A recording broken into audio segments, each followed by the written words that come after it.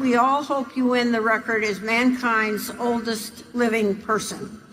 But at some point, you and our Charlie will go, and Berkshire stock may then come under selling pressure.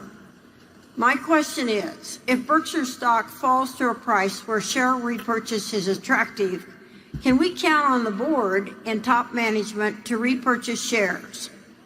I ask this question both because of past comments you have made about not wanting to take advantage of shareholders and because some of the passages in the owner's manual lead me to believe this might be an instance when the board does not choose to repurchase shares. Can you clarify what course of action we might expect about repurchases in the circumstances I have outlined?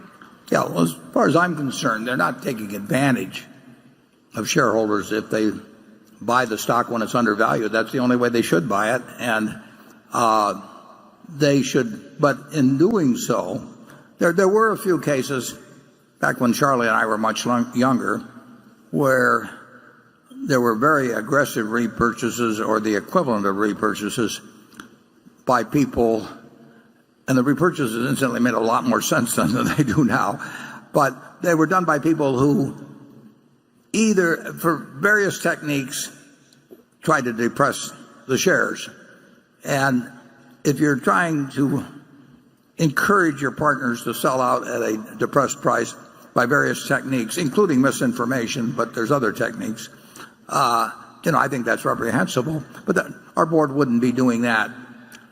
I'll take exception to the first part of it, but I'll still answer the second. I think the stock is more likely to go up.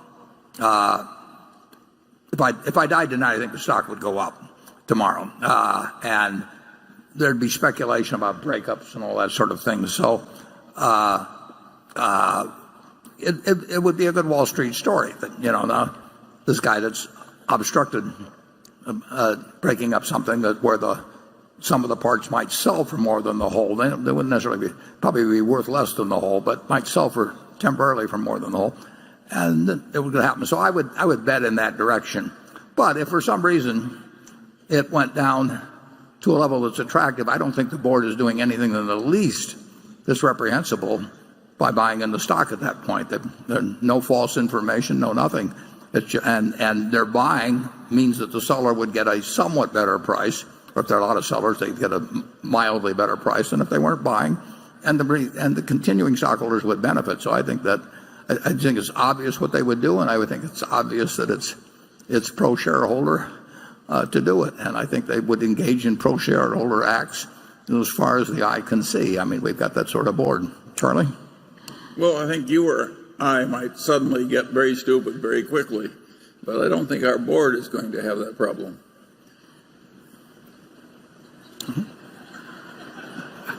Well, I want to think about that one.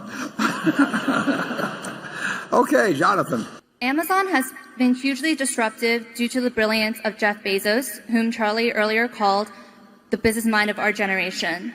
What is your current outlook on Amazon, and why hasn't Berkshire bought in? Well, because I was too dumb to realize what was going to happen.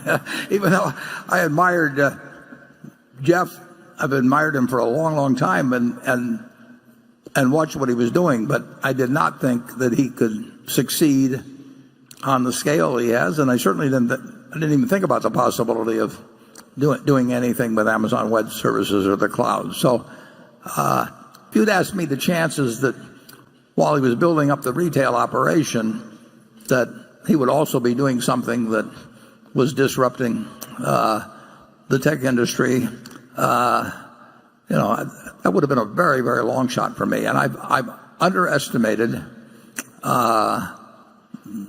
really underestimated the brilliance of the execution. I mean, it's one thing to dream about doing this stuff online, but it takes a lot of ability. And you can read his 1997 annual report, and he laid out a roadmap, and he's done it in spades. And if you haven't seen his interview on Charlie Rose 3 or 4 months ago, charlierose.com, go to and listen to it, because you'll learn a lot. At least I did. So I just plain, it always looked expensive, and I really never thought that he would be where he is today. I thought he would do I thought he was really brilliant. But I did not think he would be where he is today when I looked at it 3, 5, 8, 12 years ago, whenever it may have been. Charlie, how did you miss it? It was easy. What was done there was very difficult. And it was not at all obvious that it was all going to work as well as it did. I don't feel any regret about missing out on the achievements of Amazon. But other things were easier, and I think we screwed up a little. No. We won't pursue that line. Well, I meant Google. Well, we missed a lot of things. Yes. We missed a lot of things. And we'll keep doing it. Yeah. And we'll have a Luckily, we don't miss everything, Warren. That's our secret. We don't miss them all. Okay, we better move on, I think.